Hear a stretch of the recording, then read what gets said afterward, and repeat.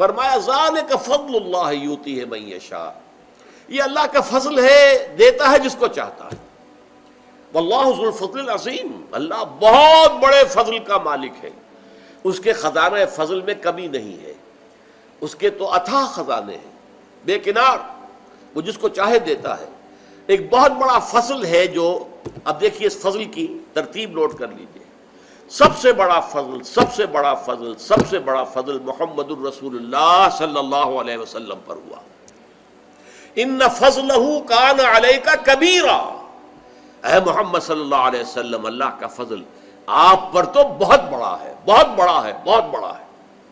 جو آپ کو مقام جو عطا ہوگا، مقام محمود، قیامت کے دن آپ کے ہاتھ میں، آپ فرماتے لواء الحمد بیدی، اللہ کی حمد جو ہے اس کا جھنڈا میرے ہاتھ میں ہوگا، اور دربار اخروی جو ہے اللہ تعالیٰ خود صدارت فرما رہے ہوں گے۔ وجاء ربک والملک صفا صفا، آ جائیں گے پروردگار بھی، کیسے نزول ہوگا وہ ہم نہیں جانتے، قرآن کہتا ہے میدان حشر میں اللہ تعالیٰ جو ہے نازل ہوں گے، نزول فرمائیں گے، اور فرشتے ہوں گے صفے باندھے ہوئے، اور پھر پوری نوع انسان کی حاضری ہوگی۔ وہاں حضور فرماتے ہیں لواء الحمد بیدی، آپ کا نام کیا ہے؟ محمد، احمد، اور حمد سے یہ الفاظ بنے ہیں، حمد کا جھنڈا میرے ہاتھ میں ہوگا، اور اس روز جو حمد میں کروں گا اللہ کی، آج وہ نہیں کر سکتا۔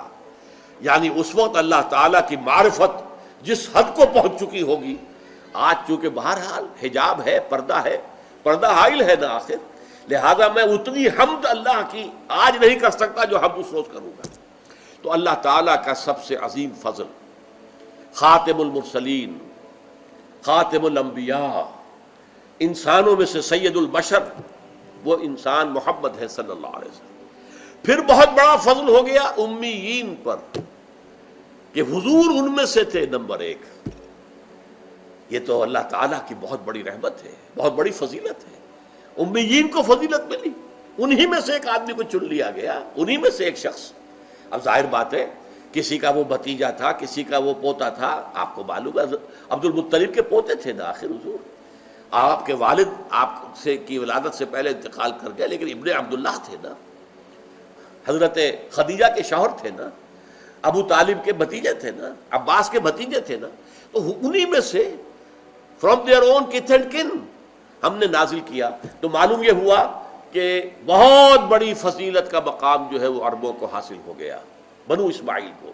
یہی وجہ ہے کہ سب سے بڑے عذاب کے مستحق بھی وہی ہوں گے، جن کے رتبے ہیں سوا، ان کی سوا مشکل ہے، جن کا مقام بلند ہوتا ہے۔ سورہ احزاب میں فرمایا گیا یا نساء النبی لستن کاحد من النساء، اے نبی کی بیویوں تم عام عورتوں کے مانند نہیں ہو، اگر تم میں سے کسی نے کوئی غلط حرکت کی تو سزا دوہری ملے گی عام لوگوں کی نسبت۔ جب تمہیں اللہ نے یہ کچھ دیا ہے، محمد کے گھروں میں آباد کیا ہے، تو تمہارا مقام تو بہت بلند ہونا چاہیے، تمہیں تو امت کی تمام خواتین کے لیے اسوہ بننا ہے، نمونہ بننا ہے۔ تو فضل نمبر ایک محمد الرسول اللہ پر، فضل نمبر دو امیین پر، اور فضل نمبر تین میں ہم بھی شامل ہیں، آخرین منہم، ہم ہندی ہیں یا کچھ اور ہیں، یا کوئی افغان نسل سے ہے، یا کوئی ترک ہے، یا کوئی مغل ہے، کوئی بھی ہے، یہ سب کیا ہے؟ آخرین منہم۔ بہرحال اللہ تعالیٰ نے ہمیں بھی چنا، ہمیں پسند کیا، ہمارے آباء و اجداد کو اسلام کی جو ہے توفیق دی، اسی سے ہمیں اسلام جو ہے اب تک پہنچا ہے۔ تو ذالک فضل اللہ یؤتیہ من یشاء، یہ اللہ کا فضل ہے، اللہ جسے چاہتا ہے دیتا ہے۔ سلیکٹ کر لیا محمد کو صلی اللہ علیہ وسلم، یہ اللہ کی مشیت تھی۔ سلیکٹ کر لیا امیین کو کہ ان میں سے نیوکلیس بنانا ہے امت محمد کے لیے، یہ اللہ تعالیٰ کا فضل تھا۔ اور ہم میں سے بھی جس کسی کو بھی اللہ نے قبول کیا، ہمارے آباء و اجداد کو، وہ بھی فضل میں شامل ہو گئے۔ ذالک فضل اللہ یؤتیہ من یشاء واللہ ذو الفضل العظیم، اللہ تعالیٰ تو بہت بڑے فضل والا ہے، اس کے فضل کے جو خزانے ہیں وہ اتھاہ ہے۔ دیکھیے فضل وہ اس چیز کو کہتے ہیں جو بلا استحقاق ملے، اجر یا اجرت وہ ہے جو آپ محنت سے حاصل کرتے ہیں، وہ اجر ہے، اجرت ہے، اردو میں ہم اجرت بولتے ہیں، اجر ہے۔